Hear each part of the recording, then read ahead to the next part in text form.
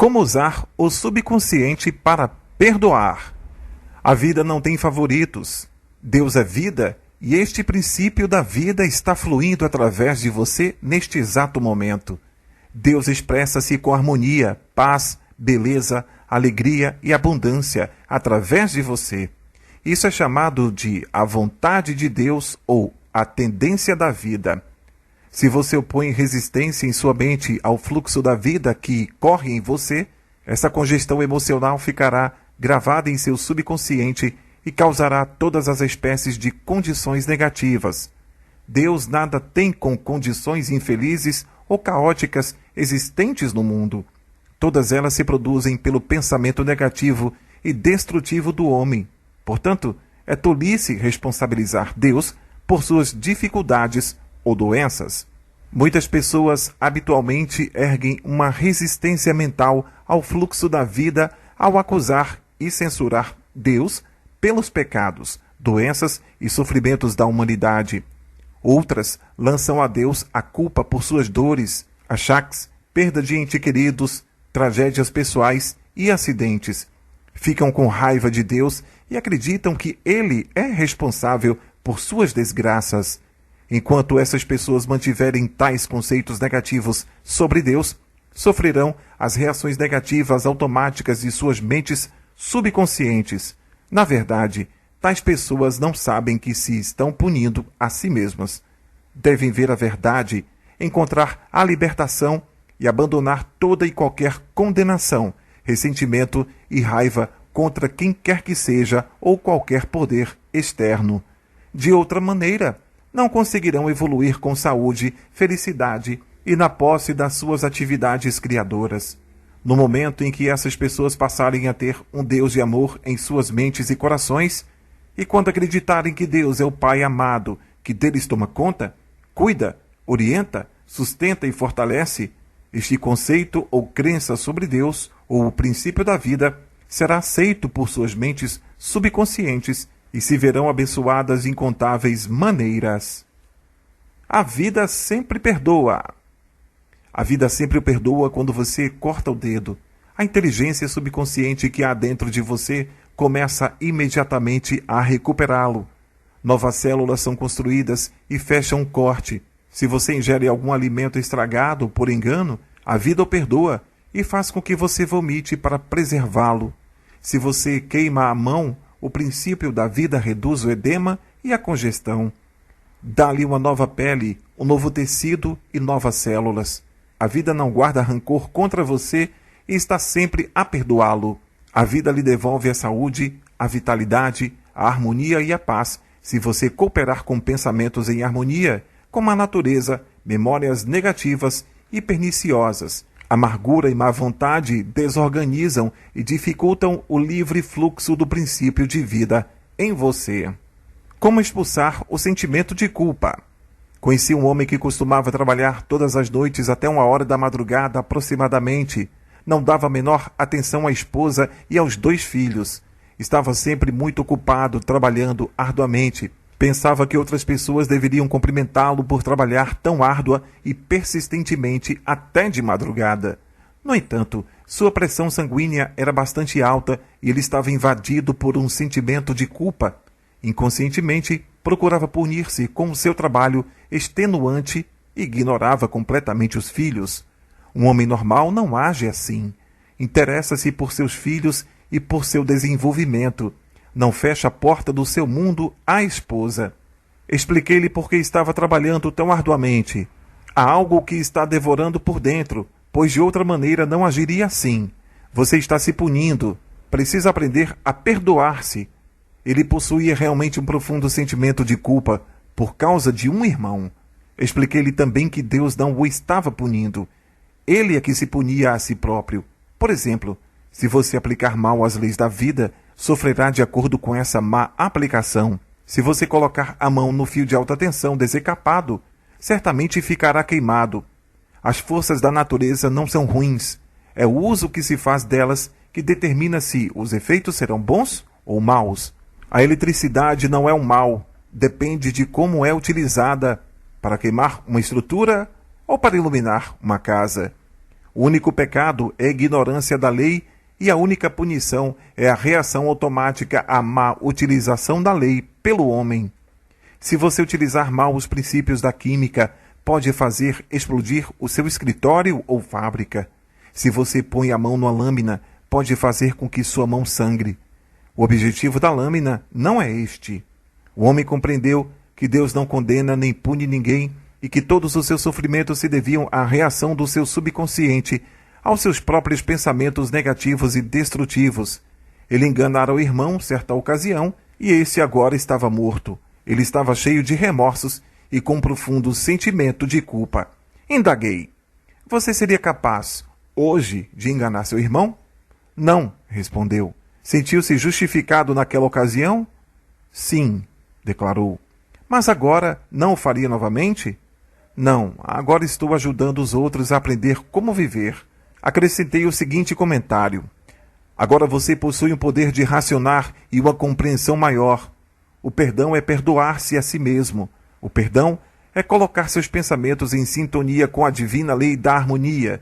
A autocondenação é chamada de inferno, escravidão e frustração. E o perdão é conhecido como céu, que é harmonia e paz. O peso da culpa e da autocondenação foi tirado de sua mente e ele teve uma cura completa. O médico tomou sua pressão e ela estava normal. A explicação foi a cura. Um assassino aprende a perdoar-se. Um homem que assassinou seu irmão na Europa procurou-me há alguns anos. Sofria de grande angústia e tortura mental, acreditando que Deus devia puni-lo. Explicou que seu irmão teve um caso com sua esposa e matou-o com um tiro no impulso do momento. Isso acontecera cerca de 15 anos antes de procurar-me. Nesse período, casara-se com uma jovem americana e fora abençoado com 3 filhos adoráveis. Estava numa posição em que ajudava muitas pessoas e era um homem inteiramente transformado. Expliquei-lhe que, física e psicologicamente, não era o mesmo homem que matara o irmão, uma vez que os cientistas asseguram que as células do nosso corpo mudam de 11 em 11 meses. Além disso, era um novo homem, mental e espiritualmente. Estava agora cheio de amor e boa vontade pela humanidade. O velho homem que cometera o crime 15 anos atrás estava morto, mental e espiritualmente. Na verdade, ele estava condenando um homem inocente. Essa explicação teve um efeito profundo sobre ele, tendo declarado que era como se houvesse tirado um grande peso de sua mente. Ele compreendeu o significado da verdade que se lê na Bíblia. Vinde, pois, e arrezoemos. Diz o Senhor: ainda que os vossos pecados sejam como o escarlate, eles se tornarão brancos como a neve. Ainda que sejam vermelhos como o carmesim, se tornarão como a lã. Isaías 1, versos 18. As críticas não podem feri-lo sem o seu consentimento. Uma professora contou-me que uma de suas colegas criticou um discurso que fizera, afirmando que falara muito depressa, engolira algumas palavras, quase não conseguira fazer-se ouvida e, ainda por cima, sua fala fora ineficiente. Essa professora ficou furiosa e cheia de ressentimento contra a colega que a criticara. Ela me confessou, no entanto, que as críticas eram justas. A sua primeira reação fora realmente infantil e concordou que a crítica fora, de fato, um excelente corretivo. Tratou imediatamente de suplementar suas deficiências em discursar, matriculando-se num curso de oratória. Escreveu-me mais tarde para agradecer o interesse que lhe dediquei, expressando seu reconhecimento pelas conclusões que lhe permitiram corrigir as suas deficiências. Como ter compaixão? Suponha que todas as coisas que a colega disse da professora a que acabei de referir não fossem verdadeiras. A professora teria compreendido que as suas palavras haviam abalado os preconceitos, superstições ou estreitas crenças sectárias da colega e que uma pessoa psicologicamente doente está simplesmente expelindo seu ressentimento por ter sido ferida por uma ebulição psicológica. Compreender isso é ter compaixão. O próximo passo lógico seria rezar pela paz, harmonia e compreensão da outra pessoa. Você não pode ser ferido quando sabe que é o senhor dos seus pensamentos, reações e emoções. As emoções seguem-se ao pensamento e você possui o poder de rejeitar todos os pensamentos que possam perturbá-lo ou afligi-lo. Abandonada no altar. Há alguns anos, visitei uma igreja para uma cerimônia de casamento. O noivo não apareceu e, ao cabo de 2 horas, a noiva derramou algumas lágrimas e disse-me: rezei pedindo a orientação divina.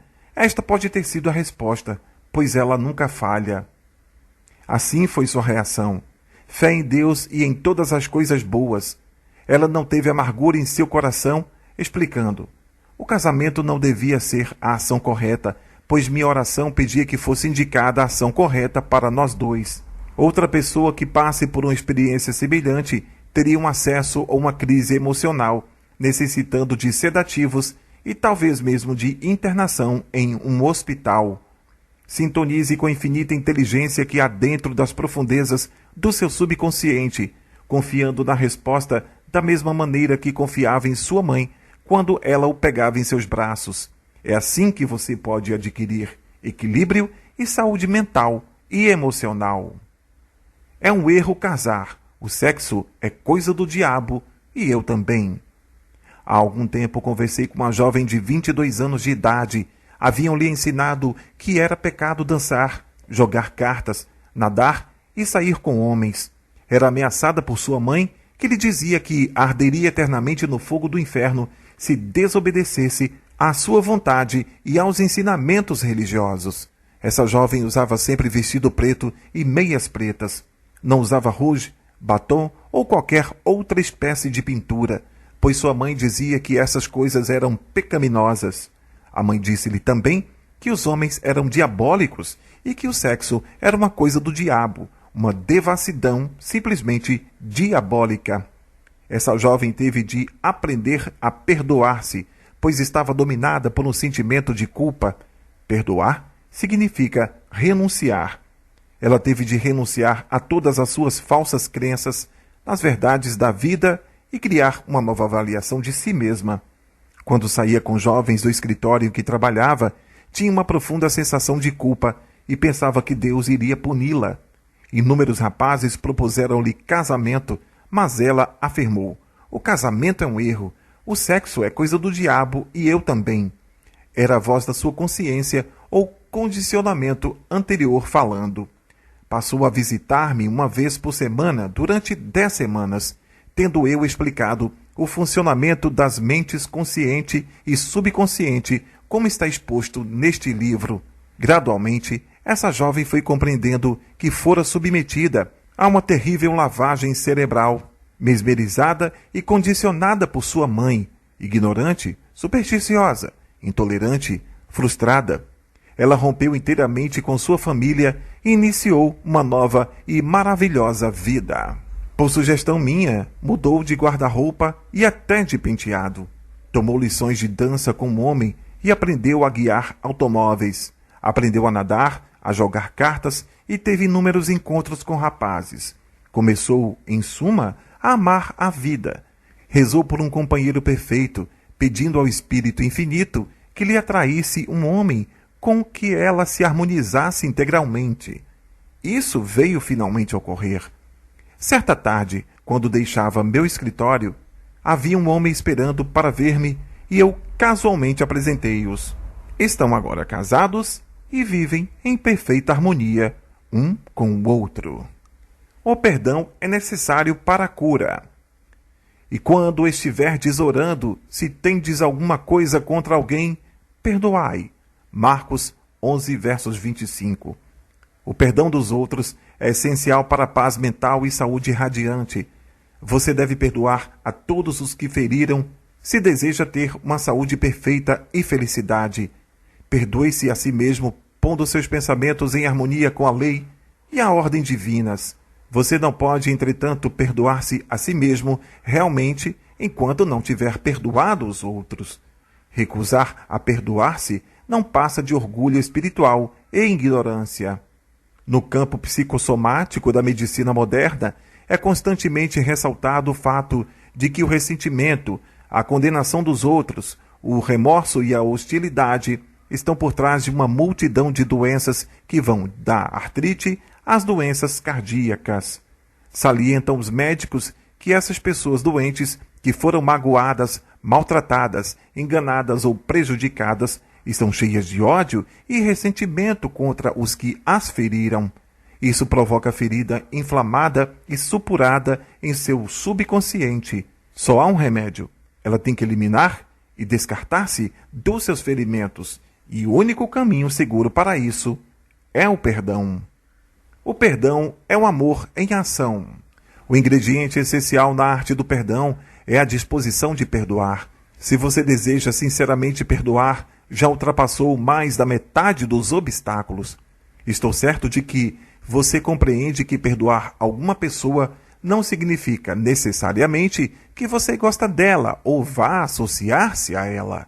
Você não pode ser compelido a gostar de alguém, como um governo também não pode legislar boa vontade, amor, paz ou tolerância. É impossível gostar das pessoas pelo simples fato de alguém em Washington ter baixado um decreto com essa determinação. Podemos, contudo, amar as pessoas sem delas gostarmos. A Bíblia diz: amai-vos uns aos outros. Isso qualquer pessoa que queira realmente poderá fazê-lo. Amar significa desejar a outra pessoa saúde, felicidade, paz, alegria e todas as bênçãos da vida. É preciso apenas um requisito: sinceridade. Você não está sendo magnânimo quando perdoa. Está sendo, na verdade, egoísta, pois o que deseja para os outros está de fato desejando para si mesmo. O motivo é que você está pensando e o sentindo. Como pensa e sente, assim você é. Haverá coisa mais simples que essa? A técnica do perdão. Vou expor agora um método simples que, se você praticar, vai operar maravilhas em sua vida. É o seguinte: acalme sua mente, relaxe-se, abandone-se, pense em Deus e em seu amor por você e depois afirme: perdoa espontânea e integralmente. Aí você menciona o nome do seu ofensor, eximindo-o mental e espiritualmente. Perdoa inteiramente tudo que esteja ligado ao assunto em questão. Estou livre e ele ou ela está livre também. É um sentimento maravilhoso. Hoje é meu dia de anistia geral. Eximo cada um e todos que me feriram e lhes desejo saúde, felicidade, paz e todas as bênçãos da vida. Assim, faço espontaneamente, com alegria e amor. E sempre que pensar nas pessoas que me feriram, hei de dizer que as eximo de qualquer culpa e que todas as bênçãos da vida lhes pertencem. Estou livre e vocês estão livres também. É realmente maravilhoso. O grande segredo do verdadeiro perdão é: uma vez perdoada a pessoa, você não precisará mais repetir a oração. Sempre que a pessoa vier à sua mente ou o ferimento por acaso voltar ao seu pensamento, deseje o bem ao ofensor e diga: que a paz esteja contigo. Faça isso com frequência todas as vezes que o pensamento passar por sua mente. Você verá que em poucos dias o pensamento da pessoa ou da experiência voltará com a frequência cada vez menor até desaparecer completamente. Teste decisivo para o perdão. Há um teste com ácido para o ouro.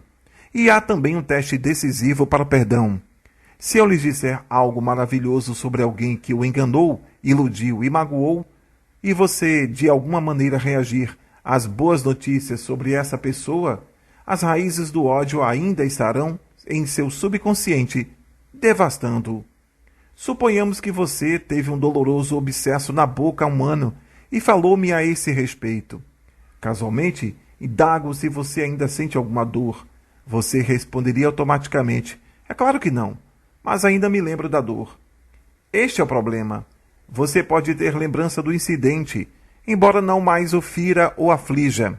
Esse é o teste decisivo e você deve enfrentá-lo psicológica e espiritualmente, pois, de outra maneira, estará a enganar-se a si mesmo e não terá praticado a verdadeira arte do perdão. Tudo compreender é tudo perdoar. Quando o homem compreende a lei criadora da sua própria mente, deixa de culpar as outras pessoas e as condições pela feitura e pelas frustrações de sua vida. Sabe que os seus próprios pensamentos e sentimentos é que cria o seu destino. Além disso, ele tem consciência de que os fatores externos não são causa nem condicionadores de sua vida e de suas experiências. Pensar que os outros podem obstruir sua felicidade, que você é um joguete do destino cruel, que você deve opor-se e lutar contra os outros para viver, tudo isso e coisas semelhantes são insustentáveis quando você compreende que os pensamentos são de fato coisas. A Bíblia diz a mesma coisa. Porque como um homem imagina em sua alma, assim ele é. Provérbios 23, verso 7. Como fazer para perdoar? Deus, ou a vida, não se deixa impressionar pelas pessoas. A vida não tem filhos prediletos. A vida, ou Deus, parece favorecer-nos quando nós nos colocamos de acordo com o princípio da harmonia, saúde, alegria e paz. Deus, ou vida, nunca nos envia doenças, moléstias, acidentes ou sofrimentos. Nós próprios atraímos essas coisas para nós, com pensamentos negativos e destrutivos. De acordo com a lei expressa nas palavras, colhemos o que plantamos. Nossos conceitos de Deus é a coisa mais importante da nossa vida. Se realmente acreditarmos em um Deus de amor, nosso subconsciente reagirá com incontáveis bênçãos. Acreditemos em um Deus de amor. A vida, ou Deus, não nos guarda rancor. A vida nunca nos condena. A vida pode curar uma ferida em nossa mão. A vida nos perdoa se nós queimarmos o dedo. Reduz o edema e recupera a parte atingida à sua perfeição e beleza. Nosso complexo de culpa resulta de um falso conceito de Deus da vida. Deus, ou a vida, não nos pune nem nos julga. Nós é que o fazemos, com nossas falsas crenças, pensamentos negativos e autocondenação. Deus, ou a vida, não nos condena nem nos pune. As forças da natureza não são maléficas. O efeito de sua utilização depende de como nós aplicamos o poder que há dentro de nós. Podemos usar a eletricidade para matar alguém ou para iluminar nossa casa. Podemos usar a água para afogar uma criança ou mitigar sua sede. O bem e o mal derivam do pensamento e dos propósitos da própria mente do homem. Deus ou a vida nunca pune ninguém. O homem é que se pune a si próprio por seus falsos conceitos de Deus, da vida e do universo. Seus pensamentos são criadores e podem criar a sua própria desgraça.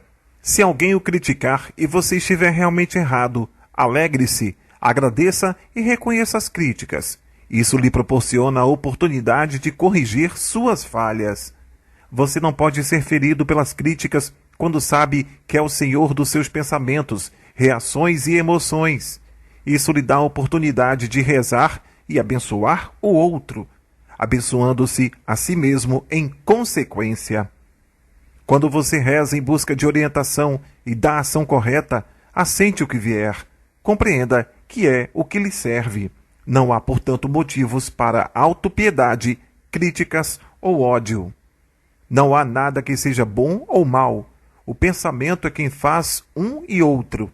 Não há nada de mal no sexo, no desejo de boa alimentação, riqueza ou expressão verdadeira. Tudo depende de como você usa esses anseios, desejos ou aspirações. O seu desejo de comida pode ser realizado sem que haja necessidade de matar alguém por um pedaço de pão. O ressentimento, o ódio ou a má vontade e a hostilidade estão por trás de uma multidão de doenças. Perdoe-se a si mesmo e a todos os demais, irradiando amor, vida, alegria e boa vontade para todos os que o manoaram. Continue a fazer assim até que possa encontrá-los em sua mente e verificar que está em paz com eles. Perdoar é dar alguma coisa de amor, paz, alegria, sabedoria e todas as bênçãos da vida aos outros, até que não haja nenhuma ferida em sua mente. Esse é realmente o teste decisivo para o perdão.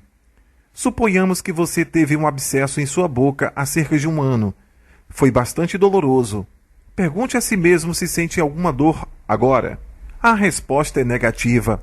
Da mesma forma, se alguém o feriu, mentiu-lhe ou magoou, disse o que de pior se podia dizer a seu respeito. Seu pensamento sobre essa pessoa é negativo? Você reage quando ele ou ela surge em sua mente? Se isso ocorre, as raízes do ódio ainda estão lá, devastando você e o que há de bom em você. O único caminho é exterminá-las com amor, desejando à pessoa que o feriu todas as bênçãos da vida, até que possa encontrá-la em sua mente e reagir sinceramente com bênçãos de paz e boa vontade. Este é o significado de perdoar 70 vezes 7. Como seu subconsciente remove os obstáculos mentais? A solução está dentro do problema. A resposta está em cada pergunta. Se você enfrenta uma situação difícil e não vê o caminho claramente, o melhor procedimento é presumir que a inteligência infinita que há dentro do seu subconsciente tudo conhece e tudo vê. Possui a resposta e vai revelá-la a você naquele instante. A sua nova atitude mental de que a inteligência criadora vai trazer-lhe uma solução feliz para o seu problema permite-lhe a encontrar a resposta. Esteja certo de que tal atitude da mente vai trazer-lhe ordem, paz e significado para todos os seus empreendimentos.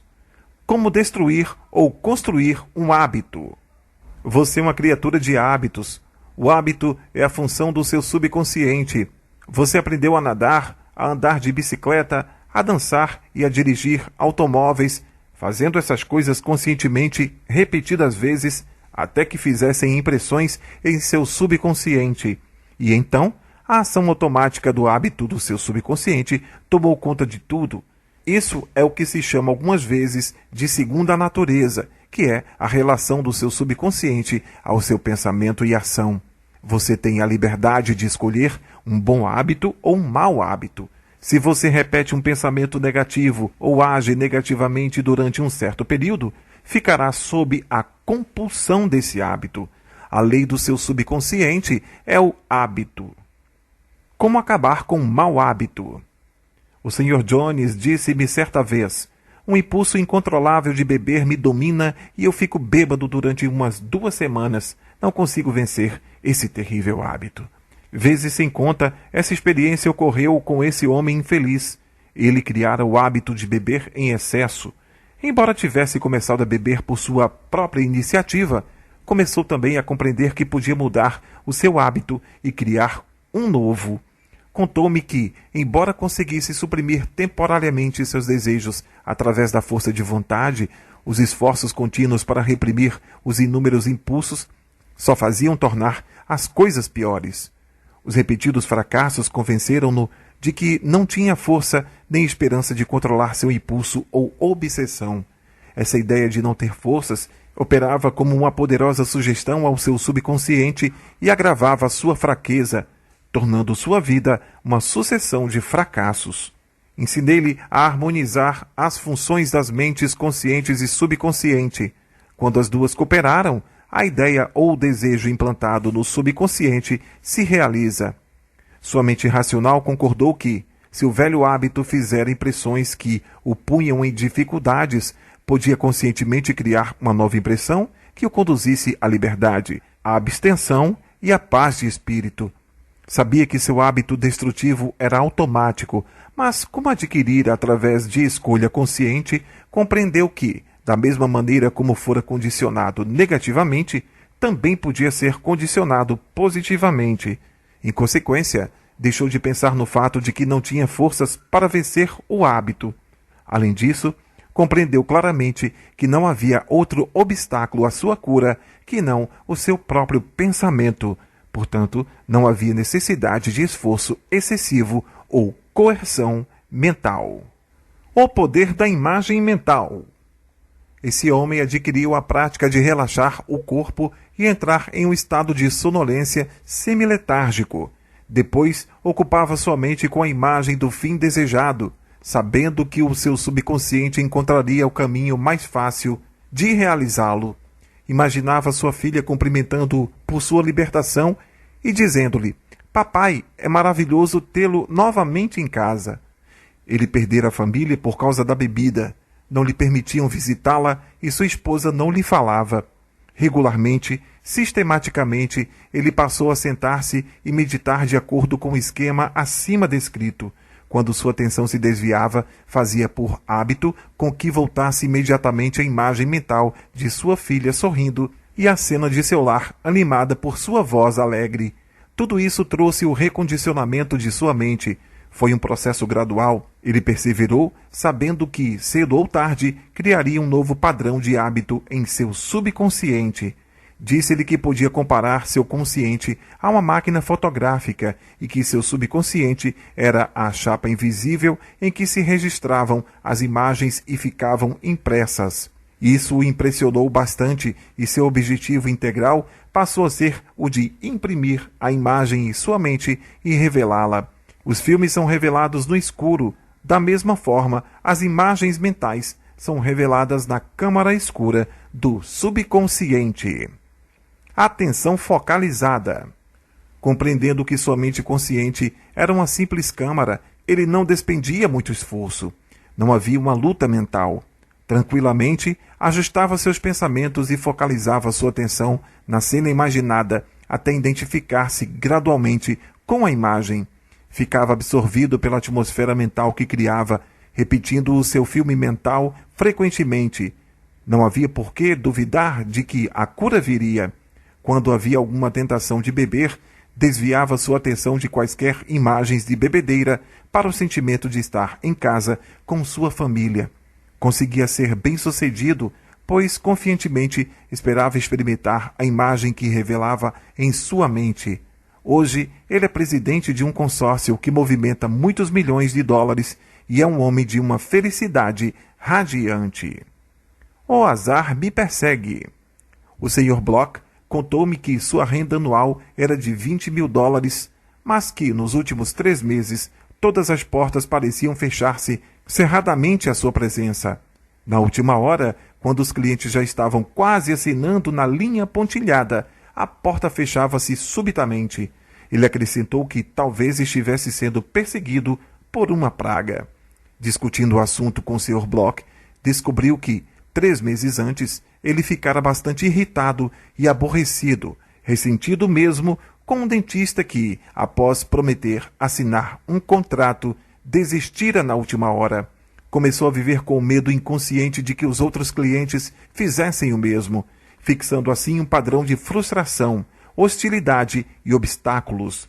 Gradualmente, criou em sua mente uma crença de obstáculos e cancelamentos no último minuto, até estabelecer-se um círculo vicioso. O que mais receio é o que me acontecerá. O Sr. Bloch compreendeu que a dificuldade estava em sua própria mente e que era essencial mudar de atitude mental. O seu aparente infortúnio acabou com a seguinte oração: sei que possuo a infinita inteligência do meu subconsciente, que não conhece obstáculos nem dificuldades, nem adiantamentos. Vivo na alegre expectativa do melhor. Minha mente mais profunda responde aos meus pensamentos. Sei que o trabalho do poder infinito do meu subconsciente não pode ser impedido. A infinita inteligência sempre termina com sucesso tudo aquilo que inicia. A sabedoria criadora funciona através de mim, realizando todos os meus planos e objetivos. Meu propósito na vida é prestar ótimos serviços e todos aqueles com quem entro em contato é favorecido pelo que eu tenho a oferecer. Tudo o que faço realiza-se plenamente em divina ordem. Todas as manhãs, antes de visitar seus clientes, repetia essa oração, proferindo-a também à noite, antes de dormir. Em pouco tempo, conseguiu estabelecer um novo hábito padrão em seu subconsciente e voltou à sua velha trilha de vendedor bem-sucedido. Quanto você quer o que deseja? Um jovem perguntou a Sócrates como podia alcançar a sabedoria.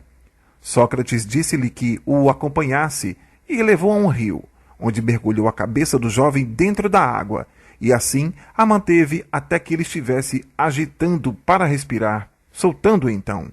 Quando o jovem se recuperou, Sócrates perguntou-lhe: o que você mais quis quando estava com a cabeça dentro da água? Eu queria respirar, disse o jovem.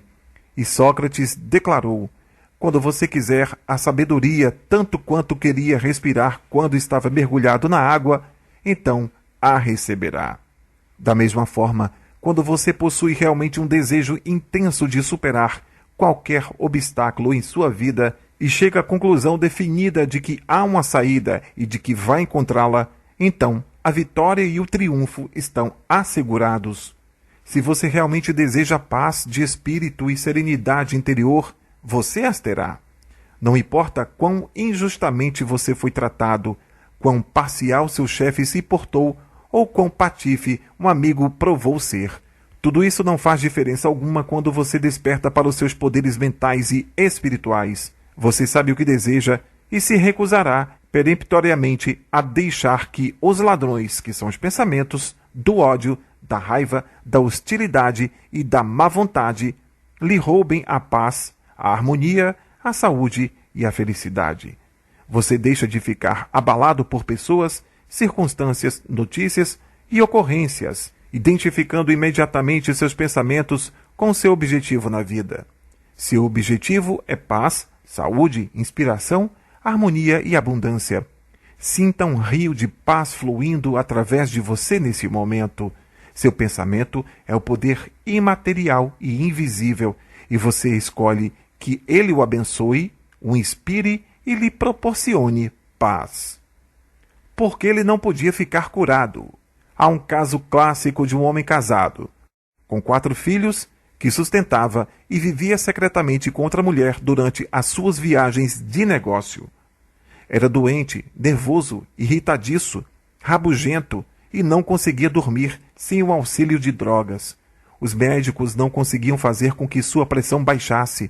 Sentia dores em diversos órgãos e os médicos não conseguiam diagnosticá-las nem aliviá-las.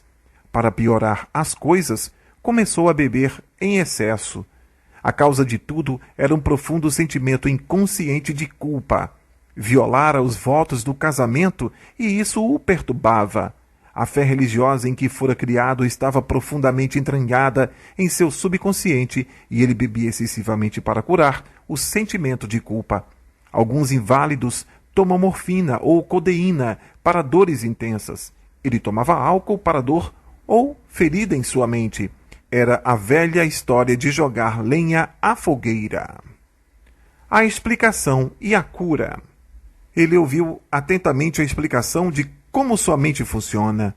Enfrentou seu problema, olhou de frente e desistiu de sua vida dupla. Sabia que seu ato de beber era uma tentativa inconsciente de fuga. A causa oculta alojada em seu subconsciente tinha de ser erradicada. Só depois viria a cura.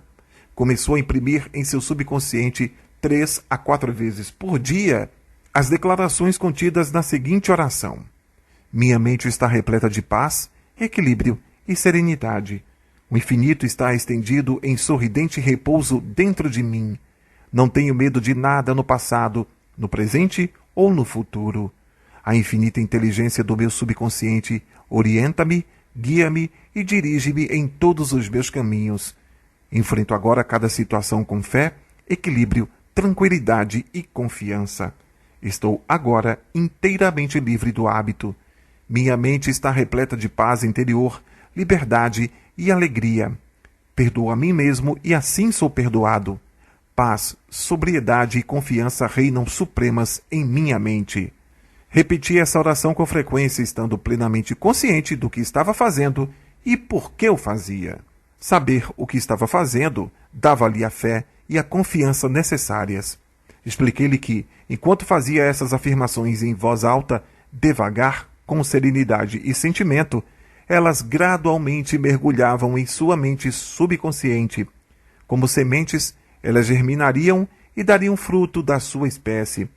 Essas verdades, nas quais se concentrou, entravam-lhe pelos olhos, seus ouvidos escutavam-lhes os sons e as suas vibrações curativas alcançaram o seu subconsciente, obliterando os padrões mentais negativos que haviam causado todas as suas perturbações. A luz dissipa a escuridão. O pensamento construtivo destrói o pensamento negativo. Ele se transformou e em um mês já era um novo homem. Recusando-se a admitir. Se você é um alcoólatra ou viciado em drogas, admita-o, não fuja ao problema. Muitas pessoas permanecem alcoólatras porque se recusam a admitir que o são. Sua doença é um medo interior, uma instabilidade interior. Você se recusa a enfrentar a vida e por isso tenta escapar às suas responsabilidades através da garrafa.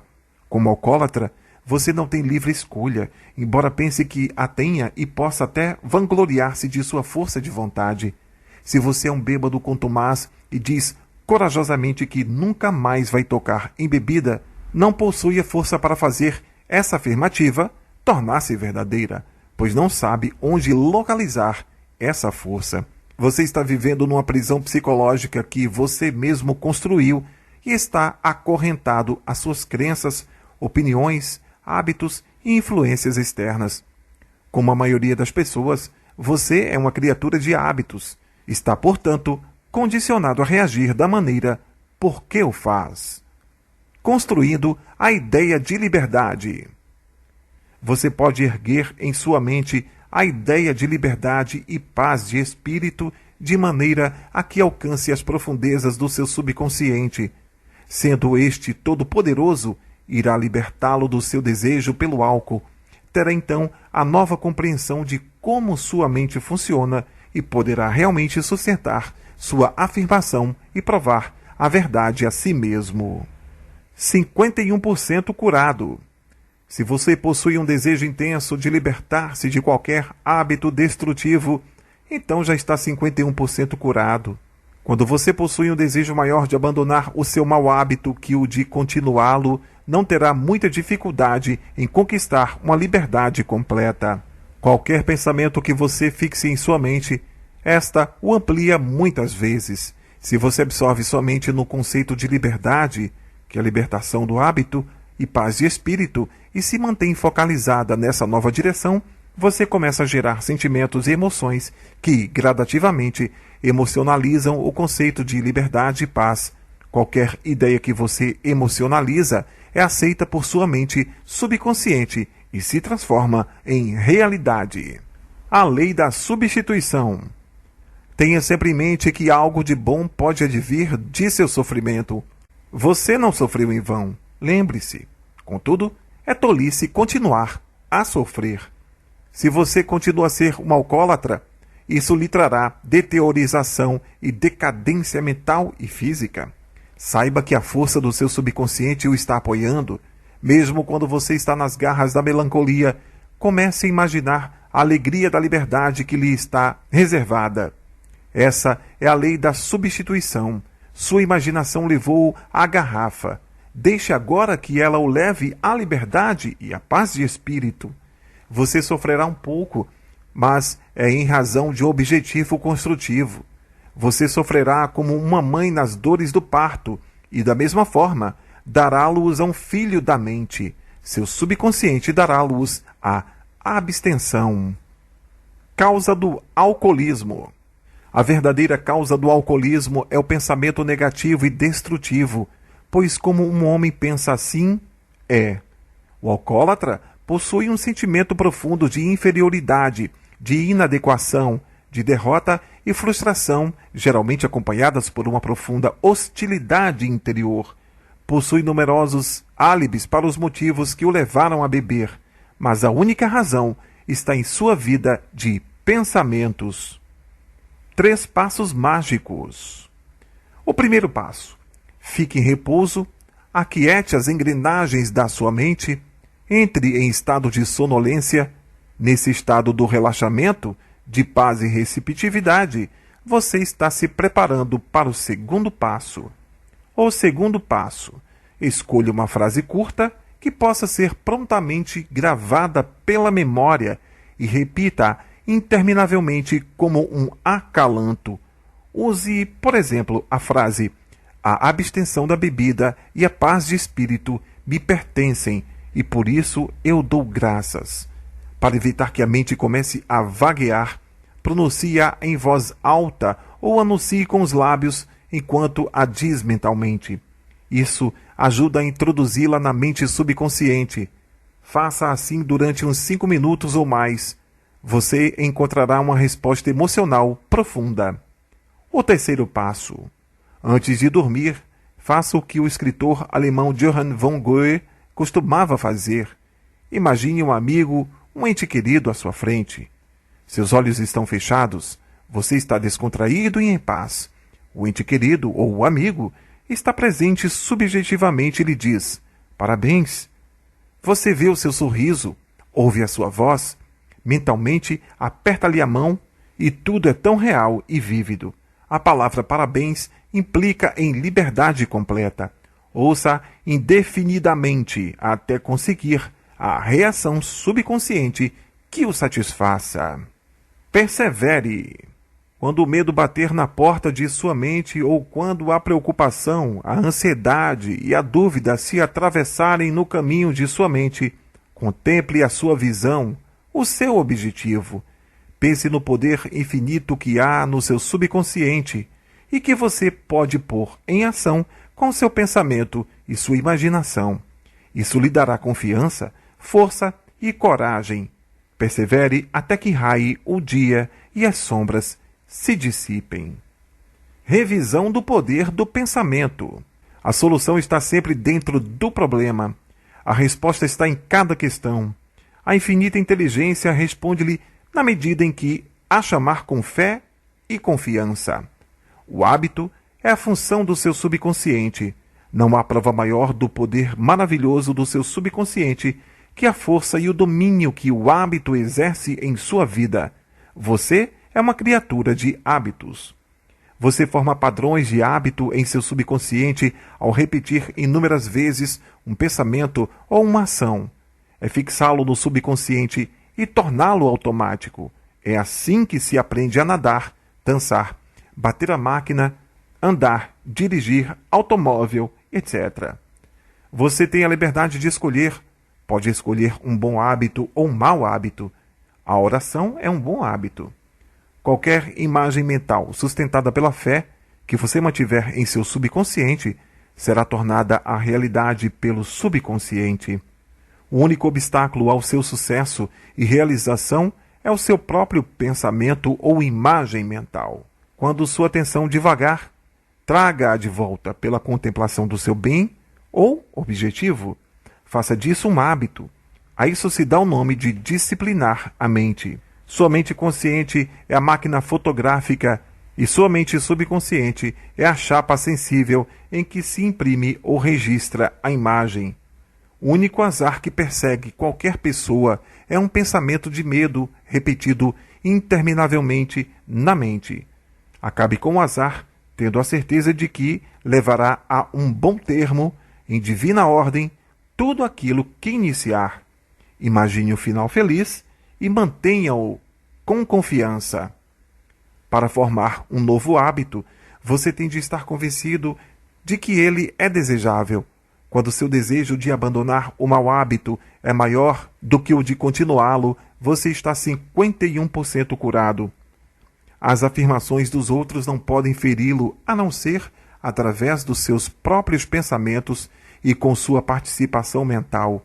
Identifique-se com o seu objetivo, que é a paz, harmonia e alegria. Você é o único ser pensante em seu universo. A bebida em excesso é um desejo inconsciente de fuga. A causa do alcoolismo é o pensamento negativo e destrutivo. A cura é pensar em liberdade, abstenção e perfeição e sentir a sensação de sua realização. Muitas pessoas continuam alcoólatras porque se recusam a admitir que o são. A lei do seu subconsciente, que o manteve em escravidão e lhe impediu a liberdade de ação, vai dar-lhe a liberdade e a felicidade. Depende tudo de como você vai utilizá-la. Sua imaginação levou-o à garrafa. Deixe agora que ela o leve à liberdade, imaginando que está livre. A verdadeira causa do alcoolismo é o pensamento negativo e destrutivo.